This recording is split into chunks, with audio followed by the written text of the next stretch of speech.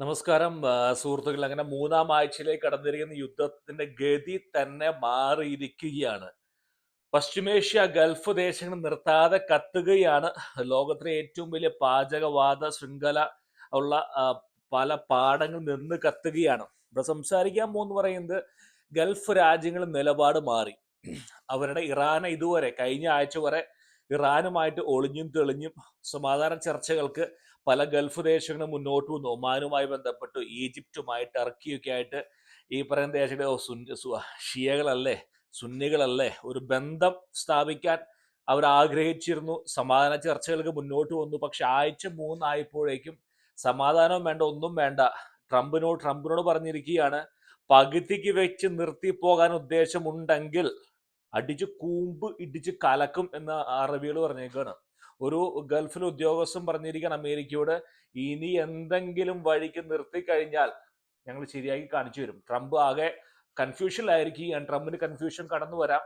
ചുരുക്കം പറഞ്ഞ ആദ്യ ആഴ്ചകളിലൊക്കെ ശരിയാണ്, ചെറിയ വലിയ വലിയ കാര്യമായിട്ടുള്ള തൊടാൻ പാടില്ലാത്ത മേഖല, വാണിജ്യ മേഖലകള്, എയർപോർട്ടുകള്, തുറമുഖങ്ങള്, പിന്നെ അവരുടെ പ്രകൃതിവാതകമായി ബന്ധപ്പെട്ട ഏരിയാസ്, പിന്നെ റിഫൈനറീസ്, ഇവിടേക്കൊന്നും വലിയ കാര്യമായിട്ടുള്ള ആക്രമണം ഉണ്ടായില്ല. പക്ഷെ കഴിഞ്ഞ ബുധനാഴ്ച മുതൽ സംഭവത്തിന്റെ കിടപ്പ് മാറി. തൊടാൻ പാടില്ലാത്ത അതിർത്തി വരമ്പുകൾ ഇരുകൂട്ടരും ലംഘിച്ചിരിക്കുന്നു.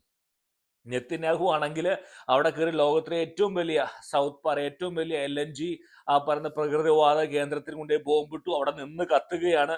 അത് ഞാൻ പറഞ്ഞു വരാം. ട്രംപ് വളരെ വളരെ ദേഷ്യപ്പെട്ടു എന്നറിയാം. ട്രംപ് പറഞ്ഞു, എന്ത് കോപ്പിലെ പണിയാണ് നീ കാണിച്ചിരിക്കുന്നത്, നിനക്ക് സർവൈവൽ ആയിരിക്കാം, നിനക്ക് നിന്റെ കാര്യം, പക്ഷെ എനിക്കെന്ന് പറയുന്നത് പണമാണ്.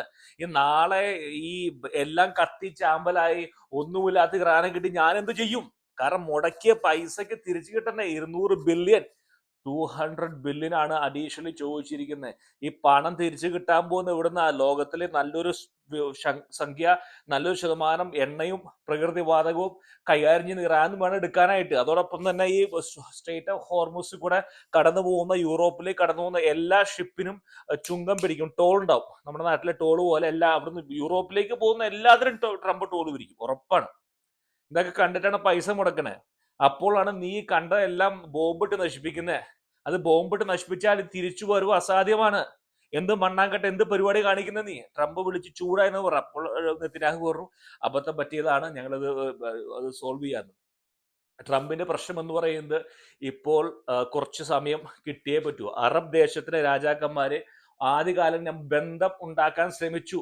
ബാക്ക് ചാനൽ ചർച്ചകളും സാമ്പത്തികമായിട്ടും പല ബന്ധങ്ങളും ഇറാനുമായി ഉണ്ടായി. പക്ഷെ ഇറാനിൽ US ഇപ്പോൾ മറുപടിയായിട്ട് ഇവിടെ വാണിജ്യ കേന്ദ്രങ്ങളിലേക്ക് വന്നത് കൊണ്ട് കൈവിട്ടു പോരി. ആദ്യ 2 ആഴ്ച എന്ന് പറഞ്ഞാൽ അമേരിക്കൻ ബേസിനെ കേന്ദ്രീകരിച്ചായിരുന്നു. പക്ഷെ ട്രംപിന്റെ പറഞ്ഞിരിക്കാൻ അർദ്ധവടിയിൽ നിർത്തരുത്, നിർത്തി കഴിഞ്ഞ് കൊന്നിട്ടേ പോകാവൂ എന്ന് വളരെ വ്യക്തമാക്കി അറബികൾ പറഞ്ഞിരിക്കുകയാണ്. സൗദിയും ഖത്തറും എല്ലാം വ്യക്തമാക്കി പറഞ്ഞിരിക്കുകയാണ്. കാരണം ഒരു വലിയൊരു മാറ്റം വന്നിരിക്കുകയാണ്. അതായത് ഇങ്ങനെ നടക്കുമ്പോൾ ഇറാൻ നടത്തിയ ഈ ഒരു ആക്രമണത്തിൽ അമേരിക്കയുടെയും ഇസ്രായേലിലും അടുത്തേക്ക് ഗൾഫ് രാജ്യങ്ങളെ അടുപ്പിച്ചിരിക്കുകയാണ്. കാരണം അവർക്ക് മനസ്സിലായെന്ന് വെച്ചാൽ ഇറാൻ എന്ന് പറയുന്നത് സുസ്ഥിരമായിട്ടുള്ള ഒരു ശല്യമായി മാറിയിരിക്കുകയാണ്. മാറുമെന്ന് അവർക്ക് മനസ്സിലായി. ഇനി പകുതി വെച്ച് അവസാനിപ്പിച്ചാൽ, കാരണം ഇപ്പോൾ തന്നെ ഞാൻ സുഹൃത്തുമായി സംസാരിച്ചപ്പോൾ ദുബായിൽ അദ്ദേഹം പറഞ്ഞപ്പോൾ ഞെട്ടിപ്പോയി. അതായത് ദുബായിലെ റിയൽ എസ്റ്റേറ്റിന്റെ വില തകർന്നിരിക്കുകയാണ്.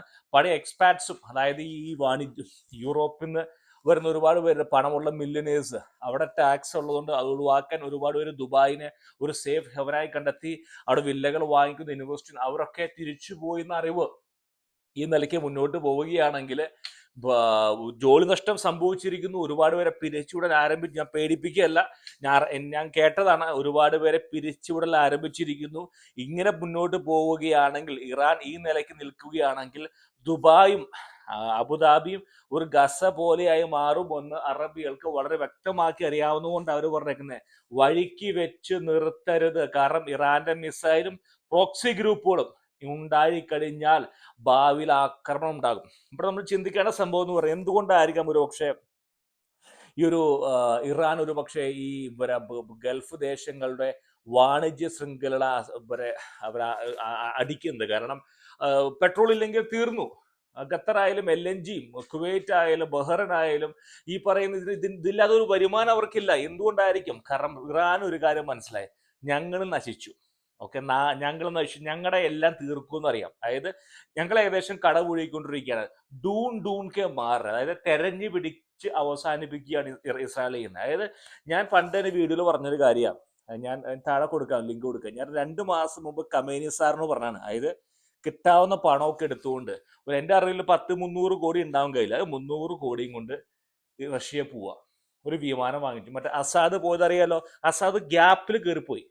അവിടെ പോവുക, ചെന്ന് ഇറങ്ങുക, മോസ്കോയിൽ ഇറങ്ങുമ്പോൾ കിട്ടിയതിന്റെ പകുതി പുട്ടിന് കൊടുക്കുക, ഒരു 150 പുട്ടിന് കൊടുക്കുക. പിന്നെ സന്ധി ചർച്ചയ്ക്ക് നിന്ന തുർക്കിയുടെ പ്രധാനമന്ത്രിക്ക് ഒരു 10-20 കൊടുക്കുക. സുഖമായിട്ട് ജീവിക്കുക. അവിടെ ഒരു അവിടെ നല്ലൊരു കൊട്ടാരം തരും, സുഖമായിട്ട് തിന്ന് കുടിച്ച് കഴിയുക. മകനെയും കൊണ്ടുപോകാം, കൂടുതൽ ആൾക്കാരൊക്കെ കൊണ്ടുപോകാം. ഈ 3 വർഷം കഴിയുമ്പോൾ ട്രംപ് ഇറങ്ങിപ്പോകും.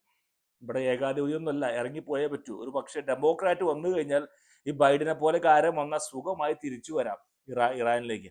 അവിടെ ഇരുന്നു കൊണ്ട് വീണ്ടും പഴയ എല്ലാ പരിപാടിയും ചെയ്യാം. ഞാൻ അന്ന് പറഞ്ഞതാ, എൻ്റെ താഴെ വീഡിയോ ഉണ്ട്, അതിനെ ഒരുപാട് പേര് ട്രോളി. ഇപ്പൊ എന്തായി, ഇപ്പം വല്ല ആവശ്യം ഉണ്ടായിരുന്നോ? ഒന്ന് കയറി പോയാൽ പോരായിരുന്നോ? അപ്പൊ അതുകൊണ്ട് ഇപ്പൊ ഇറാന് മനസ്സിലായി ഇനി നടക്കില്ല, ഞങ്ങൾ എന്തായാലും മൂടും, ഉറപ്പാണ് ഇസ്രായേൽ അമേരിക്ക കൊണ്ട്. അപ്പം അവർ തീരുമാനിച്ചിരിക്കുക എന്നൊരു കാര്യം ചെയ്യുക, എന്തായാലും നശിച്ചു, ഇവിടെ ഇനിയിപ്പോ ഒന്നും ബാക്കി ഉണ്ടാവില്ല, കൂടെ ഉള്ളവന്മാരെയും കൂടെ കൊണ്ടുപോയിക്കള എന്നൊരു നിലപാടാണ് ഇറാന്റെ ഇപ്പോൾ. അതായത് എന്തായാലും ഞാൻ കൂടെ പോവുകയാണെങ്കിൽ എല്ലാവരെയും ഞാൻ കൂടെ കൊണ്ടുപോകും, എന്നോ ഞാൻ താഴേക്ക് എല്ലാവരും വലിക്കും. ആ ഒരു രീതിയാണ് ഇപ്പൊ ഇറാൻ. അമേരിക്കക്കാണെങ്കിൽ പ്രശ്നം എന്ന് വെച്ചാൽ, ഇപ്പൊ ഈ അമേരിക്ക ഇപ്പം ഓൾറെഡി എണ്ണ പൈസ പറഞ്ഞു ഉറപ്പിച്ചിരിക്കുകയാണ്. LNGയുടെ ഇത്ര ട്രില്യൺ ഡോളർ, ഇത്ര ബില്യൺ. ഈ സാധനത്തിലൊക്കെ ബോംബ് ഇട്ട് കഴിഞ്ഞാൽ പിന്നെ എന്ത് മണ്ണാങ്കട്ടയ്ക്കാണ് അവിടെ പോയിട്ട് കാര്യമുള്ളത്? ട്രംപ് ആണെങ്കിൽ 5000 പട്ടാളക്കാർ അയച്ചിരിക്കുന്നത് കാറൊക്കെ പിടിച്ചെടുക്കാൻ തന്നെയാണ്, 100% പിടിച്ചെടുത്തിരിക്കും. സ്റ്റേറ്റ് ഓഫ് ഹോർമൂസ് അവൻ പിടിക്കും. അവന്റെ ഉദ്ദേശം അത് തന്നെയാണ്, വേറെ ഒന്നുമല്ല. അത് പഠിക്കാൻ വേണ്ടി അവർ വരുന്നേ ഉള്ളൂ. അപ്പോഴാണ് ഇസ്രായേൽ ഇട്ടിരിക്കുന്നത്. ഇപ്പോൾ കത്തുകയാണ് മധ്യപൂർവേഷ്യ. ഇത് കുറച്ചു കാലം നീണ്ടുപോകുന്നതായിരിക്കും. ഇത് എളുപ്പമല്ല. ഇറാനെ തീർക്കാൻ തന്നെയാണ് അറബികൾ പറഞ്ഞിരിക്കുന്നത്. കാരണം എന്ന് പറയുന്നത് സുസ്ഥിരമായിട്ടുള്ള ഭീഷണിയെ മാറിയിരിക്കുന്നു. ഇറാനെ പകുതി വഴി നിർത്തിപ്പോയി കഴിഞ്ഞാൽ അറബ് ദേശങ്ങൾക്ക് പിടിച്ചു നിൽക്കാൻ സാധിക്കില്ല എന്ന് മനസ്സിലായിരിക്കണം. അമേരിക്ക ഇപ്പൊ ആ കൺഫ്യൂഷനാണ്. ഇപ്പൊ ഇറാൻ അടിക്കാനും പറ്റില്ല, കാരണം ഇറാൻ അടിച്ചു കഴിഞ്ഞാൽ തിരിച്ചവരെ മറ്റേ എണ്ണപ്പാടങ്ങൾക്ക് തീയിടും. അതുകൊണ്ട് അമേരിക്ക ആ കൺഫ്യൂഷനില്ല. കാരണം ഇറാനിലെ എണ്ണപ്പാടങ്ങൾക്ക് തീയിട്ടാല് നഷ്ടം ഇറാനല്ല, അമേരിക്കക്കാണ്. ഇറാൻ എന്തായാലും പോയി. ഇറാൻ ചെയ്യുന്ന വെച്ചാൽ IRGC പറയുന്നത്, ഇനിയിപ്പോ അടുത്ത പോലെ ഷായോ ആരെങ്കിലൊക്കെ വന്നാലും അവർ ഇവിടെ എന്ത് മണ്ണാങ്ക എടുത്തിട്ട് ബിസിനസ് ചെയ്യും. ഇതിപ്പോ ആകെ ഉള്ളത് എണ്ണ മാത്രമല്ലേ ഉള്ളൂ. അപ്പൊ ഷാ വന്നാലും പല്ലവി വന്നാലും ആര് വന്നാലും ഒരുത്തിനും ഇവിടെ വാഴാൻ സമ്മതിക്കില്ല. കാരണം എന്തായാലും എണ്ണയൊക്കെ തീട്ട് കത്തിക്കാൻ പോകണം. അപ്പൊ ഇതാണ് ഇപ്പോഴത്തെ അവസ്ഥ എന്ന് പറയുന്നത്. ഇത് മുന്നോട്ട് പോകുന്നതായിരിക്കും സുഹൃത്തുക്കളെ. അതായത് ഞാൻ പറഞ്ഞത് കേട്ടില്ല, ഞാൻ പറഞ്ഞത് കേട്ടിരുന്നെങ്കിൽ ഇന്ന് മറ്റേ മകനും അപ്പനും എല്ലാവരും ഒക്കെ സുഖമായി കഴിഞ്ഞേനെ. അപ്പം എന്താ ചെയ്യാൻ പറ്റിയപ്പോ ഞാൻ പറയാനേ പോയിട്ടില്ല.